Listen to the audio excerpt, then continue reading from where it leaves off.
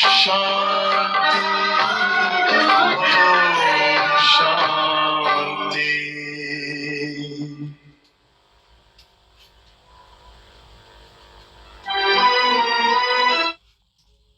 ओम शांति। जनवरी मास हमें विशेष ब्रह्मा बाबा की याद दिलाते हैं और मेरा सद्भाग्य था मुझे ब्रह्मा बाबा से मिलने का 5 वर्ष भाग्य मिला। ब्रह्मा बाबा के जीवन में बहुत बैलेंस था। जब भी देखो गंभीरता से ज्ञान में मगन रहते थे और फिर भी हर्षित चेहरा रहता था, प्रेम स्वरूप रहते थे और जो भी आता था उनको प्यार से मिलते थे, दृष्टि देते थे और कुछ न कुछ अपना जो ज्ञान का मनन मंथन किया होता था वो बताते थे।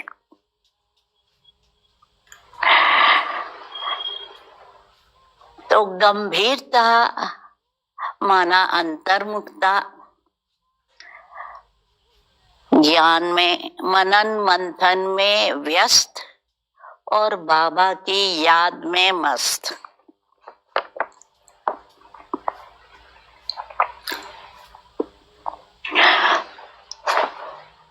तो ब्रह्मा बाबा के पास हम लोग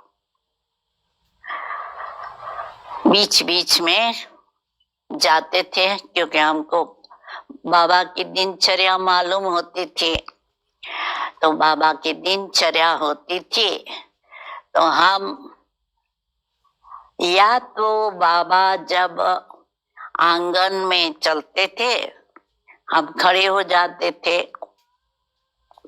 तो बाबा के रास्ते में होते थे तो बाबा दृष्टि देते थे और कुछ न कुछ ज्ञान की पॉइंट सुनाते थे। कभी कभी हम वेजिटेबल डिपार्टमेंट में सब्जी काटने में भी बैठते थे तो वहां भी बाबा आते थे तो बच्चों को दृष्टि दे कुछ न कुछ ज्ञान सुनाते थे। और शाम को 5:30 बजे के करीब बाबा अपने कमरे में या जो बाहर आंगन होता था जहां आजकल हम चप्पल उतारते हैं वहां 3 तरफ दीवार होती थी, ऊपर से छत नहीं होती थी तो बाबा वहां खटिया पर बैठ विष्णु की मुद्रा में मनन मंथन करते थे। तो 2 बहनें जाकर बाबा से हेलो करती थी तो बाबा जरूर हमको वेलकम करते थे और कुछ न कुछ पॉइंट सुनाते थे। कहते थे आओ हंसों का जोड़ा। और ज्यादातर हम 2 बहनें जाती थी ताकि 1-2 का थोड़ा सहारा मिल जाता था। तो बाबा का ये जो बैलेंस था कि गंभीरता थी परंतु रमणीक भी ऐसे थे। रमणीकता का उनका दूसरा एग्जाम्पल मुझे याद आता है कि प्रकाश मणि दादी बंबई में सेवा करती थी और उन दिनों में बड़े शहरों में इतना रिस्पांस नहीं मिलता था तो इतनी सेवा नहीं थी। तो ब्रह्मा बाबा ने क्या किया, एक पोस्ट भेजी और पोस्ट में मरी हुई मक्खी भेजी कि तुम बैठी बैठी बम्बई में मक्खियां मारती हो ना। मतलब बाबा मजाक भी करते थे कभी कभी। और हम लोग विदेश से आते थे ना, तो या देश से भी जब आते थे, सॉरी देश से जब आते थे, क्योंकि ब्रह्मा बाबा के टाइम में विदेश सेवा तो शुरू नहीं हुई थी।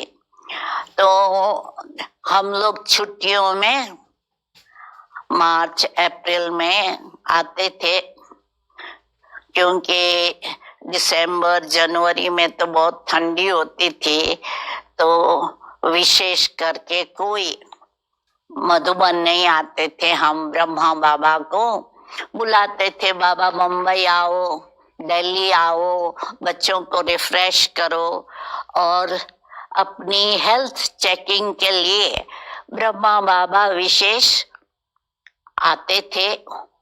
तो जब हम अप्रैल में 1 अप्रैल को यदि मधुबन में होते थे या मधुबन से जाते थे, तो क्या करते थे, अप्रैल फूल बनाना। तो लच्छू दादी पकोड़े बनवाती थी और उस पकोड़े में रुई डलवाती थी या मूंगफली के छिलके अंदर रखते थे। और कहती थी लो गरम गरम पकोड़े बाबा ने आपको भेजे हैं। तो इसी रीत से कई बार मजाक भी करते थे, अप्रैल फूल भी बनाते थे।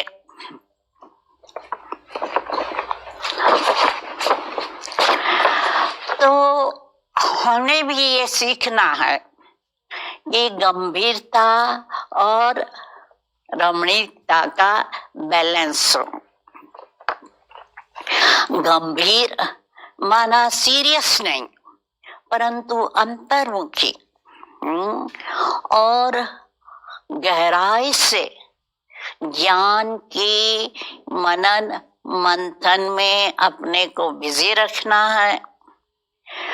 तो जो भी हम जहां भी रहते हैं, गृहस्थ व्यवहार में या सेंटर पर, क्या करना चाहिए कि अपनी दिनचर्या में प्रवृत्ति करते करते बीच में एकांत में बैठ कोई न कोई गुण का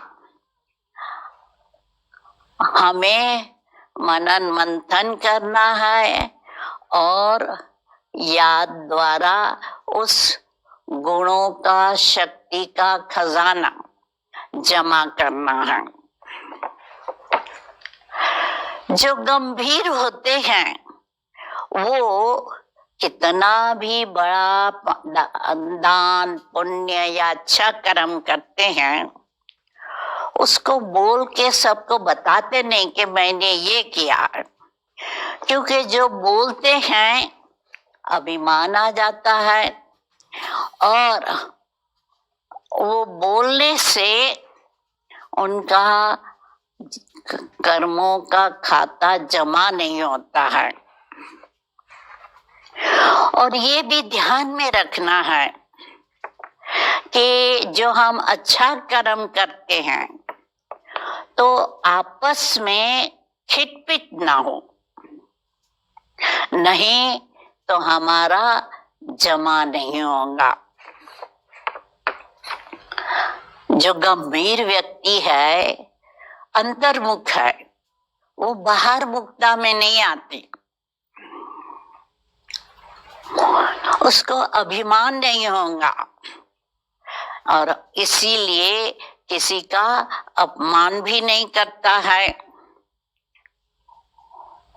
देखते हुए, समझते हुए, जानते हुए वो शांत रहेगा, न उसके अवगुण का वर्णन करेगा ना उनका अपमान करेगा, परंतु शुभ भावना रखेगा। जैसे ब्रह्मा बाबा थे, 5 मिनट में मुलाकात में उस व्यक्ति को परख लेते थे।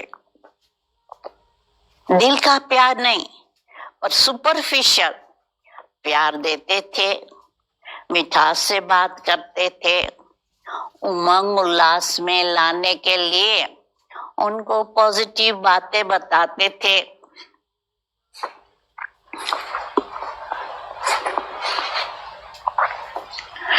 कभी उसको उसकी कमी नहीं बताते थे और ऑपोजिट बात बताकर उनको धारणा कराते थे और अपनी प्यार भरी दृष्टि देके उनको नजर से निहाल कर देते थे।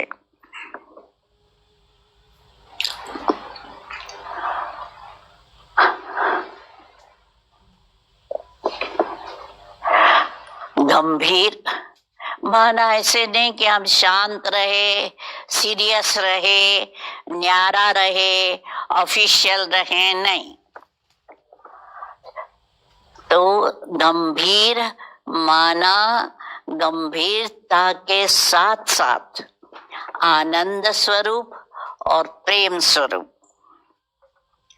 तो हम देखेंगे कि गंभीरता के साथ रमणीकता समाई हुई हो, और ये बाबा का हमारे सामने एग्जाम्पल था। तो गंभीरता के साथ साथ हमें मिलनसार भी बनना है, फ्रेंडली भी रहना है, सर्व के संस्कार और स्वभाव से मिलकर चलें और मिलाने वाले बने। हमें देखना है कि कोई भी बात में हमें एक्सट्रीम में नहीं जाना है, बहुत बातचीत भी नहीं करनी है, तो एकदम शांत भी नहीं होना है, बैलेंस हो, फ्रेंडली साथ साथ न्यारा, मिलना भी है, बातचीत भी करनी है, तो एकांत में भी रहना है। तो हमारा प्यार एकांत से भी हो, क्योंकि आजकल कई लोग क्या करते हैं कि उनको एकांत में रहना अच्छा नहीं लगता है। जैसे भी फ्री होते हैं तो या तो फोन घुमाते हैं या तो इंटरनेट खोलकर फेसबुक, सोशल मीडिया या न्यूज़ पढ़ने में बिजी हो जाते हैं। तो ये ना हो, जैसे भी टाइम मिला बाबा की याद में एकाग्र होकर बैठ जाना है। और हम सोसाइटी में रहते हैं, लौकिक अलौकिक परिवार के साथ हैं, तो हमारा उन्हों के साथ व्यवहार है ज्ञान संपन्न और योग युक्त हो। साधारण बोल चाल कर्म ना हो, क्या खाना है, क्या पहनना है, कहाँ जाना है, क्या बातचीत करनी है, सारा दिन वही मनन मंथन नहीं करना है। जैसे भी टाइम मिला ज्ञान की गहराई में जाना है। हमारा सोचना, बोलना, कर्म पुराने स्वभाव संस्कार के वश न हो। जैसे हमारे पुराने संस्कार स्वभाव नेचुरल थे और उसी अनुसार हम चलते थे, अब हमें ये देखना है कि हमारे ज्ञानी योगी स्वभाव संस्कार नेचुरल हो, हमारा बोलना चालना श्रेष्ठ और ज्ञान युक्त हो। देखना है कि हमारे चेहरे पर कंफ्यूजन